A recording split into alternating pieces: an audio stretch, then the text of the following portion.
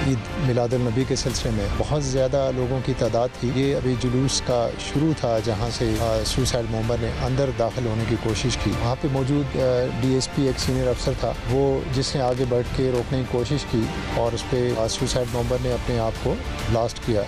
माजी में इस इलाके में दाइश ने क्लेम्स किए हैं।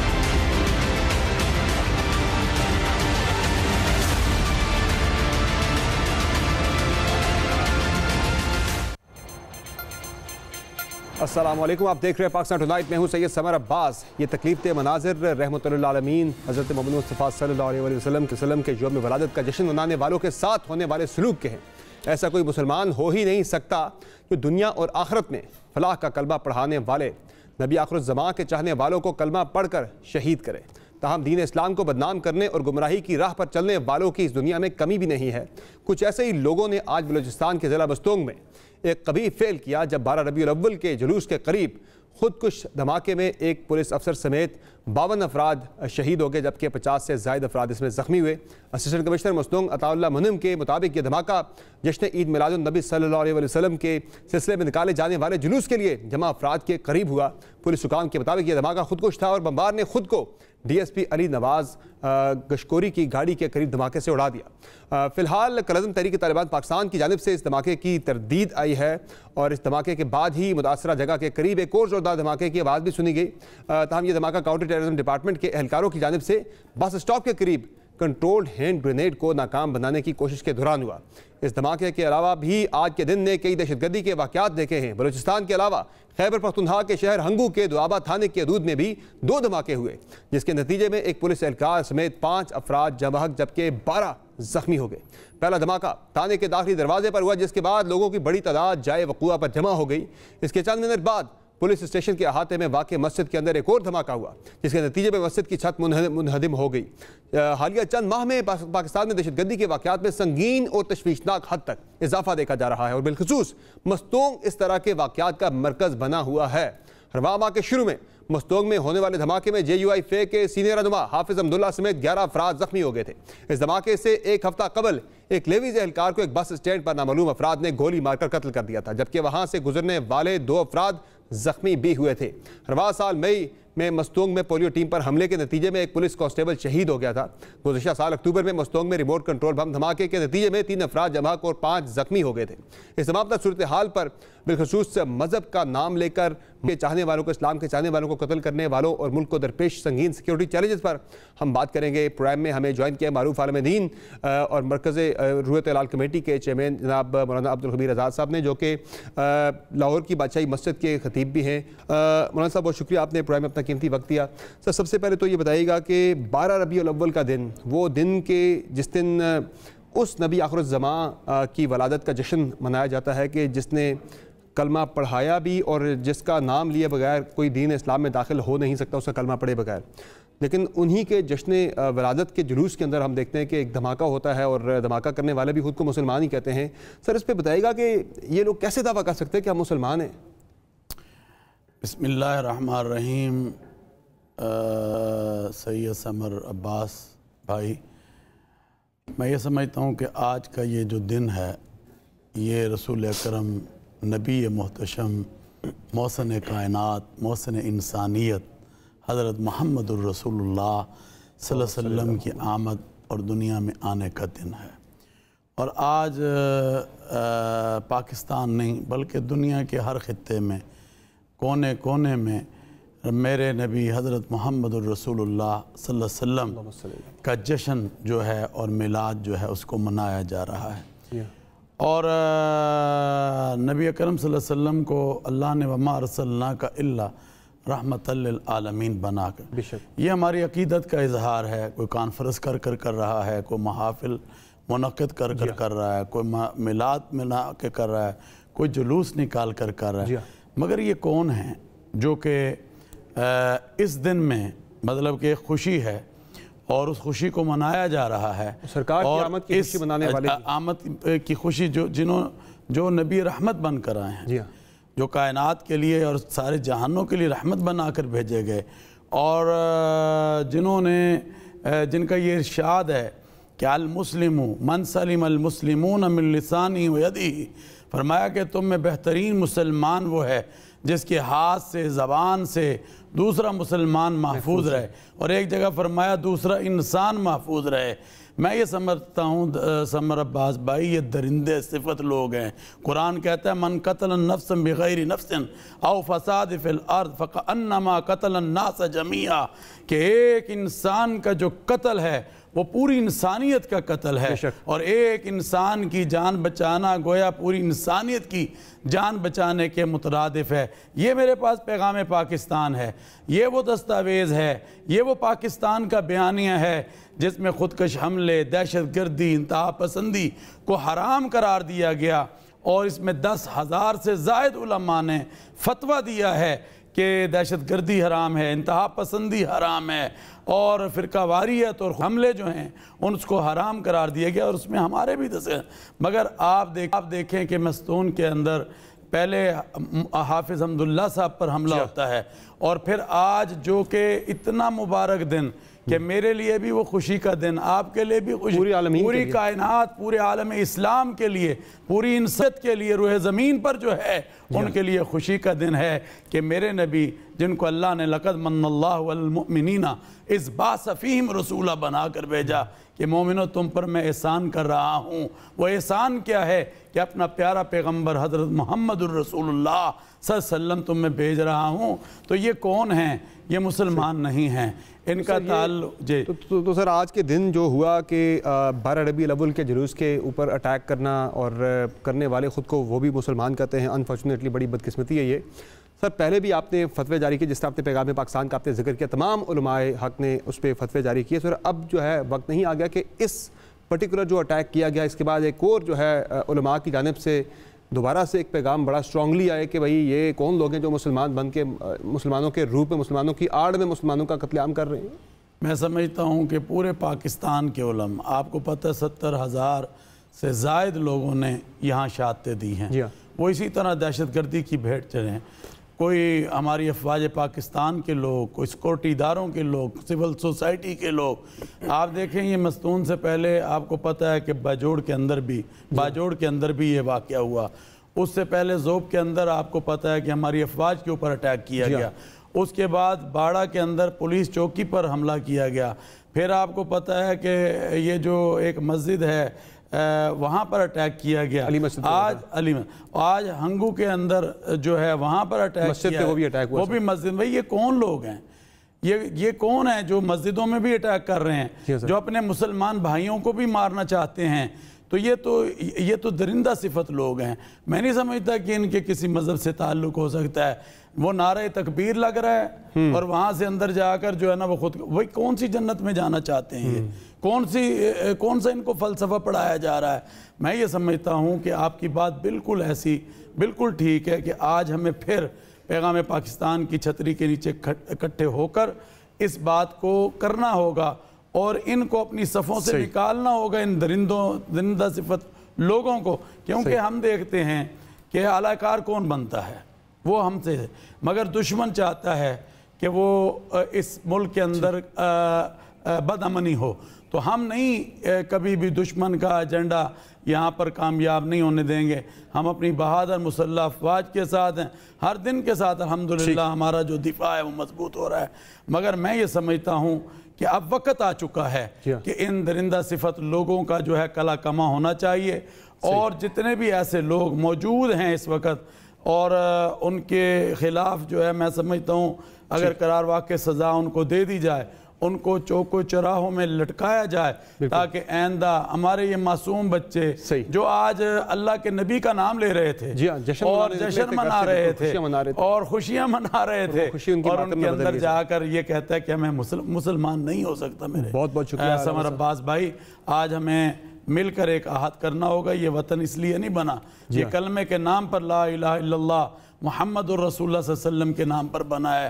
आज हमें इस मुल्क के पाकिस्तान के अमन से ज़्यादा कोई चीज़ अजीज़ नहीं है, और इंशाअल्लाह अज़ीज़ मैं समझता हूँ कि जैसे आपने बात की हम इस बात को लेकर चलें आपका काम मीडिया पर किरदार अदा करना। इंशाअल्लाह सर हम भी कर रहे हैं और उलमा से भी हम एक्सपेक्ट कर रहे हैं कि वो मज़ीद हम सबका किरदार है कि हम इस मुल्क के पाकिस्तान के लिए आगे बढ़ें और इस फिरकावारियत और ये दहशतगर्दी की जो लानत है इसको ख़त्म इंशाअल्लाह। पहले भी पूरी कौम ने मिलकर खात्मा किया था, आप भी मिलकर करेंगे। बहुत शुक्रिया मौलाना साहब, आपने प्रोग्राम में अपना कीमती वक्त दिया। नाज़रीन, मोहम्मद अली शाह साहब से हमारा रब्ता मुनक़ता हो गया है, दोबारा उनसे बात करेंगे। हम एक ब्रेक लेंगे, ब्रेक से वापस आएंगे, बात करेंगे मुल्क की सियासत के हवाले से भी और दीगर इशूज़ के हवाले से भी, सिक्योरिटी के हवाले से भी। हमारे साथ रहेगा।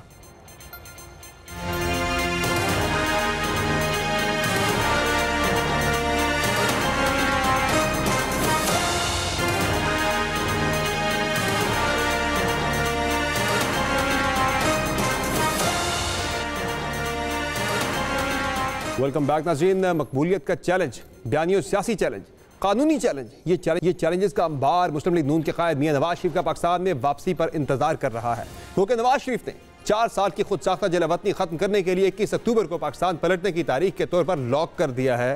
लेकिन मियां नवाज शरीफ के लिए ये वापसी फूलों के हार से ज्यादा कांटों की सेज के मुतरादिफ होगी। सबसे बढ़कर मियां नवाज शरीफ के लिए वो कानूनी चैलेंज सामने आ खड़ा होगा जिसकी बुनियाद पर वो जहां से गए थे वहां वापस जा सकते हैं, यानी जेल की सराहों के पीछे। इस मुतालिक निगरान हुकूमत भी कोई ठोस मौक़िफ़ देने से कासिर ही दिखती है। चंद रोज़ कबल जब निगरान वज़ीर दाखिला सरफराज बुगटी की जानिब से नवाज शरीफ के जेल जाने का बयान सामने आया तो नून लीगी कैंप ने शदीद मुज़ाहमत की, जिसके बाद निगरान वज़ीर दाखिला को पसपाई इख्तियार करनी पड़ी। और शायद इसीलिए अब निगरान वज़ीर आज़म भी नवाज शरीफ से मुतालिक फूंक फूंक कर कदम रख रहे हैं।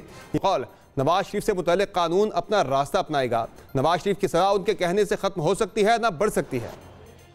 ये फ़ैसला अदालतों ने ही किया है। एक सज़ा याफ्ता शख्स ही को अदालतों ने इजाज़त दी थी, एग्जीक्यूटिव ने नहीं दी थी। जब एक शख्स मुल्क की आला अदालतों की जानिब से गलत या दुरुस्त, उस पर ज़रूर बात हो सकती है। अगर उसका नतीजे में कोई सज़ा उनको सज़ा सुना दी गई हो तो मेरे कहने से न वो सज़ा ख़त्म हो सकती है, न मेरे कहने से वो सज़ा बढ़ सकती है। नवाज शरीफ पे बहैसियत फ़र्द पाबंदी लगी थी। 2017 के ख़िलाफ़ जो फ़ैसला है वो एक फ़र्द वाहिद के ख़िलाफ़ अदालती फ़ैसला था, उस पर उंगलियाँ उठती हैं। उसी शख्स की सियासी जमात ने 90 के करीब रिटर्न कैंडिडेट्स उनके पार्लियामेंट में, कौमी असम्बली में आए और एक मजबूत मौसर अपोजिशन की शक्ल उन्होंने।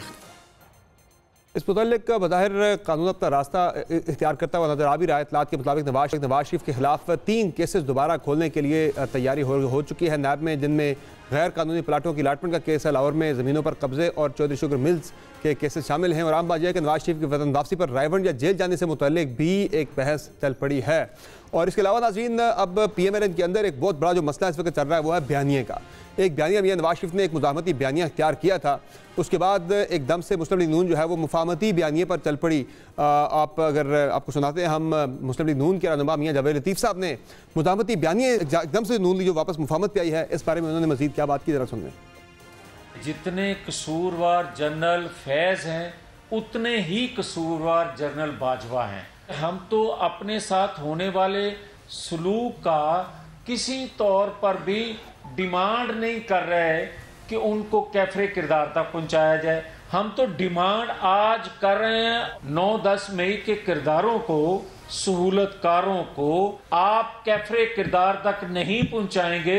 इसी में अगर इंसाफ मिल जाएगा तो पाकिस्तान के तमाम दुखों का मुदावा हो सकता है। यानी जनरल बाजवा, जनरल फैज़ हमीद और साबिक चीफ जस्टिस और आने वाले चीफ जस्टिस के खिलाफ मुज़ाहमत जो है अब वो 9 मई के किरदारों के खिलाफ मुज़ाहमत पर आकर रुक गई है। इसी पर बात करेंगे। हमें प्रोग्राम में ज्वाइन किया है मुस्लिम लीग नून के सीनियर रहनुमा और मियां नवाज शरीफ और मरीम नवाज के तर्जुमान मोहम्मद ज़ुबैर साहब ने। सर बहुत शुक्रिया, आपने प्रोग्राम में ज्वाइन किया। एक सर्वे भी आजकल चल रहा है, बाय द वे सर्वे के बारे से भी आपसे हम जानेंगे कि सर्वेज़ के अंदर तो पॉपुलैरिटी का बड़ा आपको संगीन चैलेंज दरपेश है। ज़ुबैर साहब, सबसे पहले तो ये बताएं सर कि आपने जो मुज़ाहमती बयानिया तर्क किया और अब आप जो है जनरल बाजवा और जनरल फैज़ हमीद के खिलाफ जो मुज़ाहमत थी उनके एहतसाब से नून लीग जो है वो नीचे आके अब 9 मई के जो किरदार हैं उनके एहतसाब की बात करने लग गई है। क्या आपको कोई शक है कि 9 मई के जो किरदार हैं इलेक्शन से पहले उनके साथ कोई नरमी बरती जाएगी, रियासती पॉलिसी कोई आपको तब्दील होती नज़र आ रही है कि आप अब उन पर ज़्यादा स्ट्रेस कर रहे हैं? नहीं, मेरा ख्याल है वो तो जावेद लतीफ़ साहब ने मेरा ख्याल है एक जस्ट एक बयान दिया था 9 मई के हवाले से। तो मेरा ख्याल है चाहे मैं या आप या जो भी है 9 मई को जो कुछ भी हुआ वो उसमें जिसका भी कसूर था कानून तोड़ा गया उसको तो मेरा ख्याल है सज़ा होगी, जिसने नहीं तोड़ा था उसको नहीं सज़ा होगी। इसको वो इशू और ये जनरल फैज़ का इशू तो मेरा ख्याल है दोनों एक दूसरे से बिल्कुल अलग इश्यूज़ हैं। तो I don't know what is the relationship between May 9 के। ये चॉइस तो नहीं है कि जी मई 9 वालों को हम डिमांड कर लें कि सज़ा मिले और या जनरल फैज़ या जनरल बाजवा को सज़ा मिले।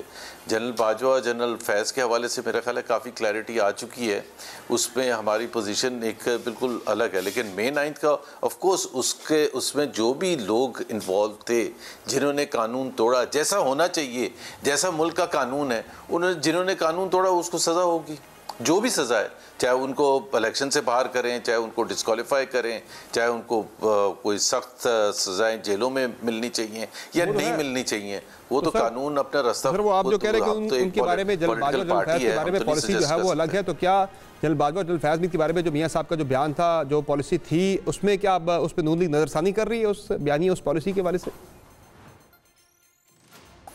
नज़रसानी की बात नहीं, उन्होंने एक पॉइंट आउट किया था कि जी जो आजकल इतने मुश्किल हालात हैं मईशत के हवाले से, वो आज हैं क्यों?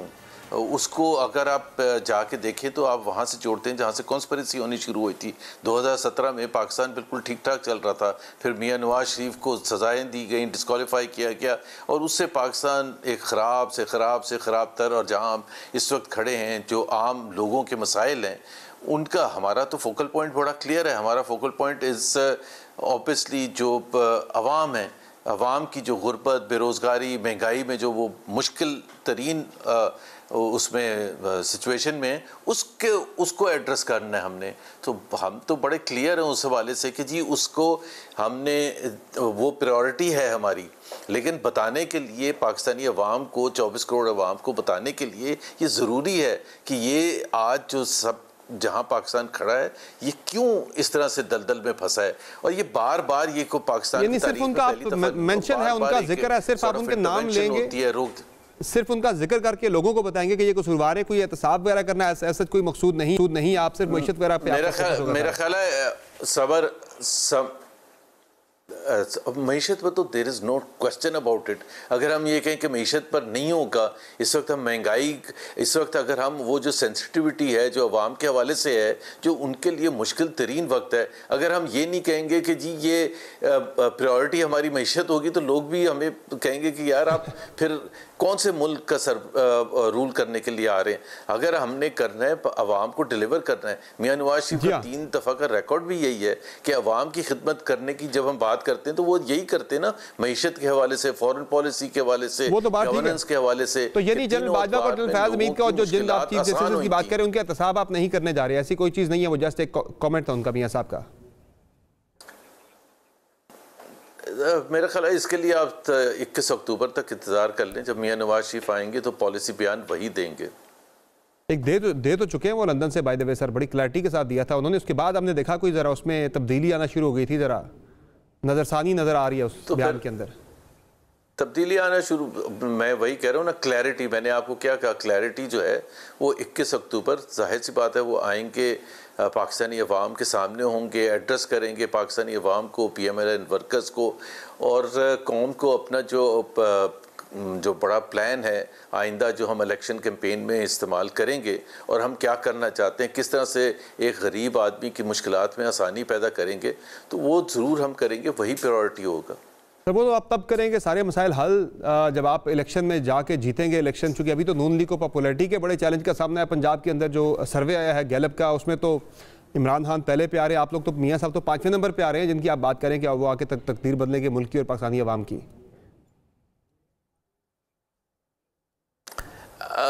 एक तो मैं उस पर ज़्यादा कहना नहीं चाहता सर्वे के हवाले से, Gallup is a credible name, जाहिर सी बात है, लेकिन ये जो सर्वे है ये मेरा नहीं ख्याल है कि ये ऑथेंटिक सर्वे है। लेट गैलप से कि इट इज़ ऑथेंटिक, मेरी नज़र में तो ये ऑथेंटिक है ही नहीं, और उसमें बड़ी सीरियस गैप्स हैं। जिस तरह मिसाल के तौर पर बिलावल भुट्टो या जरदारी साहब है ही नहीं उसमें, तो क्या ये एक रियलिटी है कि बिलावल भुट्टो या जरदारी जो हैं वो किसी रेटिंग में आते ही नहीं हैं? तो आई डोंट थिंक सो ये दिस इज़ क्रेडिबल। और मैं तो आपको बड़े आराम से मीडिया पर बैठ के कह रहा हूँ, लेट गैलप ऑन दिस सर्वे।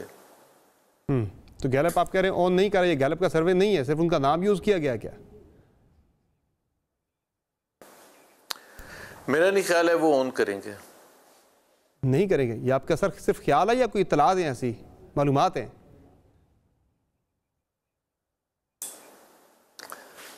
देखिए बहुत से सवाल उठते हैं। आप खुद एक कॉमन सेंस यूज़ कर लें ना, कॉमन सेंस यूज़ करें। एक तरफ वो कह रहे हैं कि पीपल्स पार्टी की जो मकबूलियत है सिंध में वो तकरीबन 35 से 36% है, ठीक। और साथ में ये है कि जी वो जो लीडरशिप की जो उसमें पॉपुलैरिटी है वो है ही नहीं। With all due respect to Rizvi sahab and Parvez Elahi and Shah Mahmood Qureshi, तो वो उनकी जो पॉपुलैरिटी है वो परवेज़ इलाही की आज तक वो 40 साल से पॉलिटिक्स में है, वो है ही नहीं उनकी पॉपुलैरिटी कहीं भी। तो बस काफ़ी स्ट्रेंज बात है। पीटीआई ज्वाइन करने के बाद वो पॉपुलर हो गए थे काफ़ी ज़्यादा, वो पंजाब और फिर वो उसमें देखें नहीं वो ठीक है, उसमें एक और चीज़ भी होती है समर, जो सर्वे आता है ना, जो मैं कह रहा हूँ क्रेडिबिलिटी की, तो उसमें वो बड़ा क्लियर कट बताया जाता है कि सर्वे में कहाँ कब ये कितने लोग शामिल थे, क्वेश्चंस क्या थे और क्या पूछा गया था। क्या बिलावल का पूछा ही नहीं गया था? और फिर अगर पूछा ही नहीं गया था तो उसकी क्रेडिबिलिटी वैसे सर उनको तो छोड़े, आप मियां नवाज शरीफ साहब का तो पूछा गया था जो 5वें नंबर पे आ रहे हैं सर।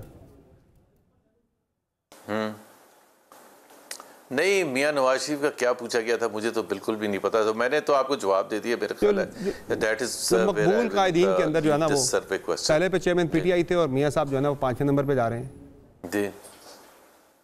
मरीम नवाज साहब छठे पे जा रही हैं। हाँ, मुझे तो सर्वे का पूरा क्वेश्चन मार्क है। आई थिंक इससे ज़्यादा मैं नहीं कहूँगा कि उसकी क्रेडिबिलिटी जो है वो सीरियस इशू है। अच्छा सर, वो पॉपुलैरिटी तो यहाँ भी एक मसला नजर आ रहा है सर कि जो कोई ऐप वगैरह बनाई है पीएमएलएन ने सर के खबरें आ रही कोई ऐप बनाई है आपने, बंदों की लोकेशन, बंदों की गारंटी के वो बंदे वहाँ पे आए या नहीं आए, तो ये कोई ऐसा क्या शक है कि लोग नहीं आएंगे आपको, कि ऐप्स बना के वहाँ पे लोगों को रजिस्टर किया जा रहा है कि लोग पहुँचेंगे, हर सूरत में मेक श्योर किया जा रहा है? यार ये तो बिल्कुल एक पॉलिटिकल पार्टी का काम होता है ना कि जी अगर आपसे जो कमिटमेंट्स होती हैं, लोग कहते हैं कि जी हम इतने बंदे लेके आएंगे, ये होगा, तो उसको अगर आप मॉनिटर कर रहे हैं तो मॉनिटर करना तो अच्छी चीज़ है, इसमें ख़राबी क्या है? हम भी चाहते हैं कि जी यहाँ से हम कराची से निकले तो पता चले आधे लोग पीछे से चले जाएं। कितने लेके निकल रहे हैं आप? फोर्सफुली कोई कह सकता है कि जी चले। आप कितने बंदे लेके आ रहे हैं कराची से? जी आप कितने बंदे लेके आ रहे हैं कराची से? अभी तो बिल्टअप किया, इंशाल्लाह ताला हिस्टोरिक कंट्रीब्यूशन होगा, रिप्रेजेंटेशन होगी सिंध की।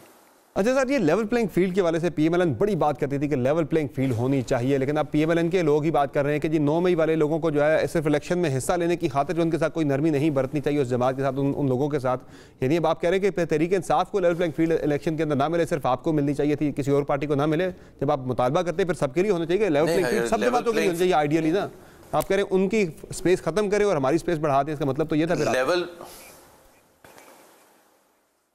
लेवल प्लेइंग फील्ड का मतलब ये नहीं होता कि आप ये किसी के ऊपर कोई केसेस हैं तो वो वापस ले लें। ये कब होता है लेवल प्लेइंग फील्ड का? लेवल प्लेइंग फील्ड का मतलब ये होता है कि अगर मैंने तो पहले जो आपने May 9 के हवाले से सवाल पूछा था, जिसने अगर कानून तोड़ा है वो तो आइंदा भी अगर कोई कानून तोड़ता है तो उसको इलेक्शन से बाहर रखना है, नहीं रखना, ये कोर्ट्स का काम है, ये हमारा काम नहीं है। हम लेवल प्लेइंग फील्ड बिल्कुल कहेंगे सबके लिए होना चाहिए, सबकी रिप्रेजेंटेशन होनी चाहिए, क्योंकि इलेक्टोरल पॉलिटिक्स है, ये कोई छोटी बात नहीं है। Pakistan has suffered in the past because of certain political leaders जिनको एक्सक्लूड किया गया, जैसे 2018 में मियां नवाज शरीफ को एक्सक्लूड किया गया था, बहुत से लोगों को डिस्क्वालीफाई किया गया था और इवन प्लेइंग फील्ड नहीं थी। तो ये बेसिकली अगर तो आज चेयरमैन पीटीआई को और उनकी पार्टी को अगर एक्सक्लूड किया जाता है तो ये भी ज्यादती होगी सर, जिस तरह कल आपके साथ हुई थी। नहीं, मैंने तो नहीं कहा कि उनको एक्सक्लूड किया जाना चाहिए। जो भी कोर्ट्स डिसाइड करेंगे, फायज ईसा साहब चीफ जस्टिस हैं और वो बड़े ज़बरदस्त जज हैं। आई एम श्योर जो भी फैसले होंगे वो कानून के मुताबिक होंगे। सर फाइनली ये बता दें मुझे कि इलेक्शन जो है जनवरी या फरवरी में होने की बात तो इलेक्शन कमीशन कर रहा है, हल्का बंदियों का प्रोसेस भी चल रहा है। हल्का बंदियों के खिलाफ ANP ने सुप्रीम कोर्ट जाने का फैसला कर लिया है। वो कह रहे हैं कि ये ठीक नहीं हो रही, सीटें जो कम हो रही हैं। बाकी उस पर JUI भी कह रही है कि इलेक्शन फरवरी में ना किए जाएँ, बर्फ़ होगी, मौसम सर्दी होगी, ना करवाए जाए, आगे किए जाएँ। तो PMLN की सर क्या इलेक्शन में डिले को सपोर्ट करेगी या मुखालफत करेगी उसकी? अगर फरवरी से भी आगे जाते हैं? डिले तो ऑलरेडी हो चुका है। नहीं, बिल्कुल डिले को बिल्कुल सपोर्ट नहीं करेगी। We want as early as possible हल्का बंदियां। उन्होंने जहां तक मुझे खबर है कि इलेक्शन कमीशन ने अपने टाइम से पहले काम कर लिया है जितना उनको करना था, तो इस हिसाब से, मेरे हिसाब से तो जनवरी के एंड तक या फरवरी के शुरू में इलेक्शन हो जाने चाहिए। इट्स नॉट अ जोक कि आप एक अनसर्टेनिटी रखें। इलेक्शन डेट बिल्कुल PMLN is not running away from elections and it wants कि election should be held as early as possible, given कि उनके पास जो भी इलेक्शन कमीशन को रिक्वायरमेंट्स पूरी करनी थी। और बाकी सर, आप कॉन्फिडेंट है कि मियां साहब की वापसी की तारीख में कोई तब्दीली नहीं होगी? जो कि 3 नैब केसेस उनका इंतजार कर रहे हैं पाकिस्तान के अंदर, जिनका मैंने जिक्र भी किया। एक ज़मीनों पे के हवाले से है, नाजायज़ कब्जे के हवाले से, एक ज़मीनों की अलॉटमेंट का केस है, एक उनके हवाले से जो तीसरा केस है, मेरा नहीं ख्याल है कि कोई वो भी खुल चुका है। वो उनके प्लान में तब्दीली का बायस तो नहीं बनेगा। सबर नहीं, बिल्कुल भी नहीं बनेगा जी, इंशाल्लाह ताला, फिक्र। और वो घर जाएंगे सीधे, अपने जेल नहीं जाएंगे? देखें, वो उनके कानूनी मशीर जो हैं वो बिल्कुल इस चीज़ को इंश्योर करेंगे कि जब वो आएँ और कदम रखे पाकिस्तान में तो he is a free man. ठीक, यानी जेल नहीं जाएंगे। बहुत शुक्रिया सर, बहुत शुक्रिया। आपने प्रोग्राम में अपना कीमती वक्त नाज़रीन आपने तफसीली गुफ्तगू में जुबैर साहब की जिनका कहना है कि मियां नवाज शरीफ के जो कानूनी मुशीर हैं वो पूरी कोशिश करेंगे, वो मेक श्योर करने की कोशिश करेंगे कि मियां नवाज शरीफ जब पाकिस्तान वापस आएँ तो वो जेल ना जाएँ बल्कि एक आज़ाद आदमी हो, यानी अपने घर जाएँ। इसी पे एक ब्रेक लेते हैं, ब्रेक से वापस आएंगे नाज़रीन। हम बात करेंगे पाकिस्तान तहरीक इंसाफ को दरपेश कानूनी और सियासी चैलेंजेस के हवाले से। और पाकिस्तान तहरीक इंसाफ की कानूनी चैलेंजेस की जब हम बात करते हैं, केसेस बढ़ते जा रहे हैं। तहरीक इंसाफ की लीगल टीम जो है इस पर बहुत ज़्यादा रिलाय किया जा रहा है पाकिस्तान तहरीक इंसाफ की तरफ से। लीगल टीम के अंदर कुछ लड़ाइयाँ चल रही हैं, एक दूसरे के ऊपर इल्ज़ाम चल रहे हैं बहुत बड़े संगीन किस्म के। और आने वाले दिनों में चेयरमैन PTI के खिलाफ मजीद केसेस भी खुलने वाले हैं। और जो मौजूदा केस चल रहा है साइफर के अंदर, उसमें भी इलेक्शन से पहले कन्विक्शन का बहुत ज़्यादा खतरा जो है वो नज़र आ रहा है। कैसे तरीके से साथ निपटेगी इन तमाम चैलेंजेस से बात करेंगे एक ब्रेक के बाद। हमारे साथ रहेगा।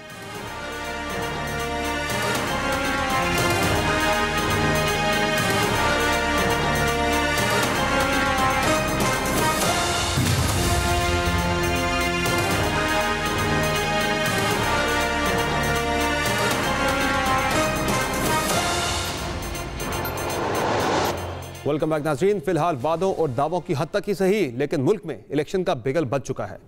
इलेक्शन कमीशन जो है मियां नवाज शरीफ की वतन वापसी और आसिफ अली जरदारी नैब केसेस का सामना करने की तैयारी कर रहे हैं। तहरीक इंसाफ इलेक्शन में मकबूलियत के झंडे गाड़ती हुई नज़र आ रही है, जबकि तमाम सर्वेज में PTI का इलेक्शन में क्लीन स्वीप दिखाई दे रहा है।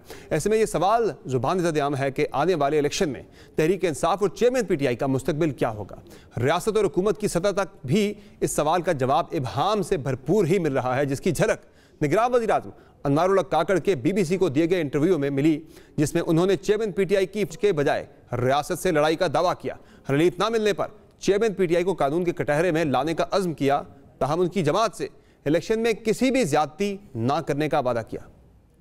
जनाब इमरान खान को अगर जुडिशल रेमेडी इवेंचुअली मैसर ना आई और वो अदालतों से अपने लिए कोई रिलीफ न ले पाए, तो बदकिस्मती से जनाब इमरान खान साहब जो हैं वो उसके नताइज शायद उनको फिर उनका सामना करना पड़ेगा। पाकिस्तान तहरीक इंसाफ के साथ कतन कोई सख्ती नहीं बरती जाएगी। हाँ, उन लोगों के साथ कानून के मुताबिक ज़रूर रवैया रखा जाएगा जो मनफी सरगर्मियों में पाए गए। वज़ीर-ए-आज़म के वादे दावे अपनी जगह, लेकिन ज़मीनी हक़ाइक़ तहरीक इंसाफ के लिए ख़तरे की घंटियाँ ही बजा रहे हैं। बिलखुसूस 9 मई वाक़यात से मुतल्लिक़ चेयरमैन PTI के गिरद घेरा तंग किया जा रहा है। 9 मई को होने वाले तशद्दुद और वाक़यात की तहक़ीक़ात के लिए बनाई गई मुश्तरका तहक़ीक़ाती टीम ने साबिक़ वज़ीर-ए-आज़म और पार्टी के 900 से ज़ायद रहनुमाओं और कारकुनों को दर्जन भर मुकदमात में मरकज़ी मुलजिम करार देकर इंसदाद दहशतगर्दी अदालत में चालान जमा करवा दिया है। लाहौर पुलिस के मुताबिक 9 मई के मुकदमात में नामजद चेयरमैन PTI और 900 से ज़ायद पार्टी रहनुमाओं और कारकुनान को संगीन जराइम का मुर्तकिब करार दिया गया है। JIT ने नामजद अफराद, जिनमें चेयरमैन PTI, साबिक गवर्नर पंजाब उमर सरफराज चीमा, साबिक सूबाई वज़रा मियां महमूद रशीद, डॉक्टर यास्मीन राशिद और दीगर के खिलाफ काफ़ी शवाहिद हासिल कर लिए हैं। अदालत में जमा कराए गए चालान में इस्तग़ासा ने इल्ज़ाम लगाया कि 9 मई को मुलज़मान की क़यादत में पुरतशद्दुद मुज़ाहरे रियासत के खिलाफ मुनज़्ज़म साजिश का हिस्सा थे। चेयरमैन PTI की तकारीर समेत 400 से ज़ायद वीडियो शवाहिद ने साबित किया कि कंटोनमेंट एरियाज़ में फौजी तनसीबात और अहाते में हमले से कबल मनसूबाबंदी की गई थी। तमाम मुकदमात में बगावत और रियासत के खिलाफ जंग छेड़ने के इल्ज़ाम शामिल किए गए हैं। चालान के साथ FIA और इंटेलिजेंस एजेंसियों की रिपोर्ट्स भी मुंसलिक की गई हैं। सिर्फ जना हाउस हमला केस में पार्टी रहनुमाओं समेत 368 मुलजमान के चालान जमा कराए जा चुके हैं। जना हाउस केस का चालान 3000 से ज़ायद सफ़ात पर मुश्तमिल है और इस्तिगासा के 210 गवाहों की फहरिस्त मुरतब की गई है। अस्करी टावर केस में 65 मुलजमान को नामजद किया गया है और इल्ज़ामात के साथ 55 गवाहों की फहरिस्त जमा कराई गई है। इसके अलावा 9वीं सानहे में मुलव्वस अफराद के अलावा तहरीक इंसाफ के दीगर रहनुमाओं के खिलाफ भी कार्रवाइयाँ तेज़ी से आगे बढ़ रही हैं।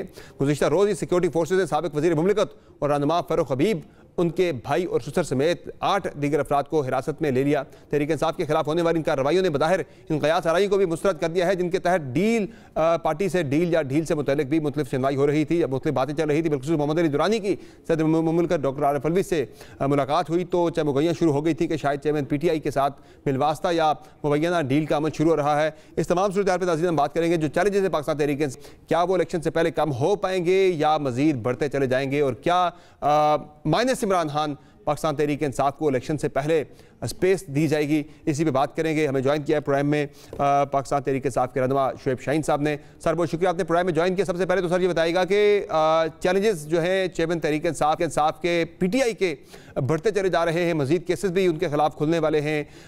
ऐसे में जो पाकिस्तान तहरीक इंसाफ की लीगल टीम है उसके अंदर हमें कोहेरियत नज़र नहीं आ रही। आप जो है तर्जुमान भी हैं पाकिस्तान तहरीक इंसाफ के, मुकर्रर हुए रिसेंटली, लेकिन जो दूसरे वकील हैं पाकिस्तान तहरीक इंसाफ के वो आपके ऊपर बड़े इल्ज़ामात लगा रहे हैं। और जिस तरह से मरवत साहब जो है उन्होंने आपके बारे में कहा कि आप कोई एजेंट हैं, बीच में आपको घुसेड़ दिया गया, किसी रहनुमा ने आपको तहरीक इंसाफ के अंदर एजेंडे के तहत लाया। सर पहले उस पर जरा अपना कमेंट दीजिएगा, ये क्या चल रहा है पाकिस्तान तहरीक इंसाफ की लीगल टीम के अंदर? सर देखिए, उस पर PTI ऑफिशियली अपनी स्टेटमेंट दे चुकी है। मेरा ख्याल है वही मेरा जवाब है। और क्योंकि ज़ाहिर है हमारी बहुत बड़ी पार्टी है और आपने ख़ुद भी बताया करोड़ों की तादाद में वर्कर्स हैं, तो नेचुरली हर एक का अपना पॉइंट ऑफ व्यू हो सकता है और ज़ाती इख्तलाफ भी हो सकते हैं और पार्टी लेवल पे भी छोटे मोटे इख्तलाफात होते रहते हैं। और अगर किसी ने इल्ज़ाम लगाया तो उसका जवाब PTI ने ऑफिशियली दे दिया है। तो चूँकि मैं समझता हूँ कि बहुत बड़े हमें चैलेंजेस का सामना है कि इस वक्त तफरकाबाजी की बात करना, पार्टी में तकसीम की बात करना वो मुनासिब नहीं है। लेकिन हर तरह के वर्कर्स, हर तरह के पार्टी में लोग होते हैं और अपनी अपनी ओपिनियंस भी रखते हैं और एक दूसरे से डिफरेंस भी रखते हैं। लेकिन बेहतर होता है इख्तलाफात पर मबनी ये मसाइल सर उजागर हो क्यों रहे, उठ क्यों रहे सर ये मामलात, और पब्लिकली आके इस पे जो है वो बात भी हो रही है पब्लिक प्लेटफॉर्म के ऊपर भी। ये जो मसाइल अगर हैं भी वो इंटरनली आपके अपने तक महदूद रहने चाहिए। बिल्कुल आपकी बात 100% दुरुस्त है, इसलिए PTI ने ऑफिशियली उसका जवाब दे दिया है।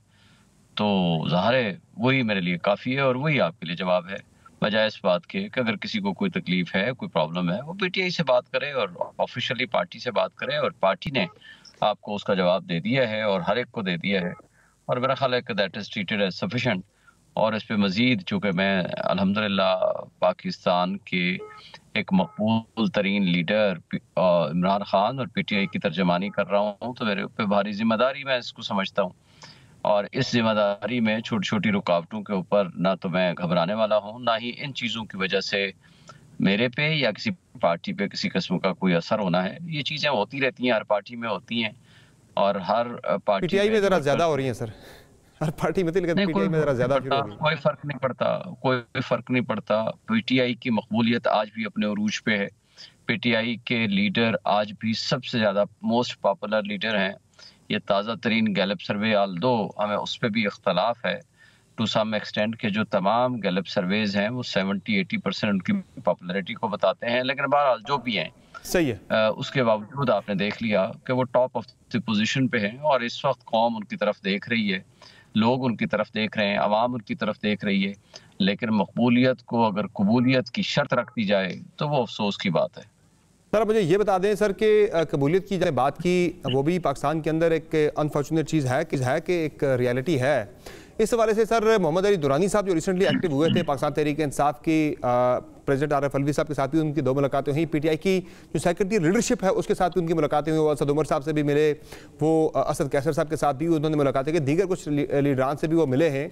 तो ये मोहम्मद अली दुरानी साहब जो है ये पाकिस्तान तहरीक इंसाफ के ऑफिशियल आपके पैगाम्बर हैं, आपके पैगाम रसा हैं, या वो अपने तौर पर एफर्ट कर रहे हैं, और कहाँ पहुंची बात थी जो उनके साथ चल रही थी आपकी स्पेस PTI को दिलवाने के वाले से? देखिए, पहली बात तो यह है कि वो मोहम्मद अली दुरानी साहब ना तो PTI का हिस्सा हैं ना तो वो पीटीआई के कारकुन हैं या लीडर हैं, ना ही पीटीआई के बिहाफ पे कोई बात कर रहे हैं। बहरहाल ये इस वक्त चूँकि हमारा और खान साहब का ये पैगाम है पीटीआई का कि तमाम सियासी जमातें, तमाम स्टेक होल्डर्स इस वक्त वन पॉइंट एजेंडा पे इकट्ठे हों, वो है free and fair elections with in a period of 90 days, और उसके लिए हम किसी से भी बात करने को तैयार हैं। उसके अलावा हमारा कोई और एजेंडा नहीं। देखें, मैं ये कहता हूँ कि इस वक्त हमारा सिर्फ एक ही मुतालबा है कि इस वक्त बहुत हो चुका, बहुत जुल्म हो चुका। 16 महीने की एक फाशिस्ट हुकूमत ने इस मुल्क के 25 करोड़ आवाम को और हमारे इस्टेब्लिशमेंट ने और तमाम मुक़्तदर तबकों और हलकों ने इमरान खान की दुश्मनी में इस मुल्क के 25 करोड़ आवाम को तबाही के दहाने पे नहीं ला के खड़ा किया, उसको दलदल में फंसा दिया। उन्होंने कैसे किया सर? ये तो आपने खुद किया सारा। क्या किसी ने आपको कहा था कि आप 9 मई के वाक़यात करें? किसी ने कहा था आपको जाकर आप कैंटोनमेंट के ऊपर जाके अटैक करें, आप फौजी तनसीबात के ऊपर जाके अटैक करें? तो शवाहिद सामने आए हैं कि बड़े वाज़ेह शवाहिद आ चुके हैं कि मुनज़्ज़म मनसूबाबंदी के तहत ये सारा कुछ किया गया था 9 मई का वाक़या। देखें, एक है 9 मई का वाक़या, एक है पिछला 16 महीने से लेकर आज तक किए जाने वाले इक़दामात। आप 9 मई को फॉर द टाइम भी एक साइड पे कर दें। क्या ये रजीम चेंज ऑपरेशन के नतीजे में जो मुल्क को तबाही के दहाने पे पहुंचाया गया, ये आप इसको बेहतरीन समझते हैं? क्या आप चलते हुए मुल्क को 6.1% की जीडीपी को आप 0 माइनस पे या 0.3% पे ले आए हैं, ये दुरुस्त समझते हैं? आप छोड़ दें 9 मई के वाक़े को। क्या आप ये दुरुस्त समझते हैं कि किसी को उठाया जाए और उसको कानून के दायरे में 24 घंटे के अंदर अदालत में पेश किए बगैर उसको गायब कर दिया जाए कि ये क्या कानूनी है? क्या 9 मई में के वाक़े के बाद आईन और कानून तब्दील हो चुका है कि यहाँ लॉलेसनेस होगी, लोगों के चार दीवारी की पामाली होगी, खवातीन को उठाया जाएगा, खवातीन की जमानतों के बावजूद उनको दोबारा गिरफ्तार कर लिया जाएगा, 15-15 दफ़ा अदालतें जमानतें देंगी, और उसके बावजूद मैं अवाम और कौम की बात कर रहा हूँ। इस वक्त कौम को चाहिए एक फ्री एंड फेयर इलेक्शन हो ताकि उनके मुंतखब नुमाइंदे इस मुल्क को इस दलदल से निकालें। ये है हमारा तो कोई शक नहीं है, इस पे तो कोई शक नहीं है। बिल्कुल मैं आपके साथ बिल्कुल एग्री करता हूँ। ये आपका बिल्कुल जायज़ मुतालबा है कि इंतखाबात जो है उनका जल्द अज जल्द इनेकाद हो जाना चाहिए और एक शफाफ इलेक्शन होना चाहिए कि जिसकी लेजिटिमेसी इन क्वेश्चन ना रहे। इलेक्शन के बाद हम जो मुआशी इस्तेहकाम की तवक्को कर रहे हैं, वो इलेक्शन के अंदर अगर एक शफाफ इलेक्शन होगा तो सियासी इस्तेहकाम भी आएगा और मुआशी इस्तेहकाम भी आएगा। बहुत शुक्रिया शोएब शाहीन साहब, आपने प्रोग्राम में ज्वाइन किया। नाज़रीन, एक ब्रेक लेंगे, ब्रेक से वापस आएंगे, बात करेंगे दोबारा से दहशतगर्दी के नासूर के बारे से जो दोबारा से पाकिस्तान के अंदर सर उठा रहा है, इसके मुहर्रिकात क्या हैं, इस पर बात होगी ब्रेक के बाद। हमारे साथ रहेगा।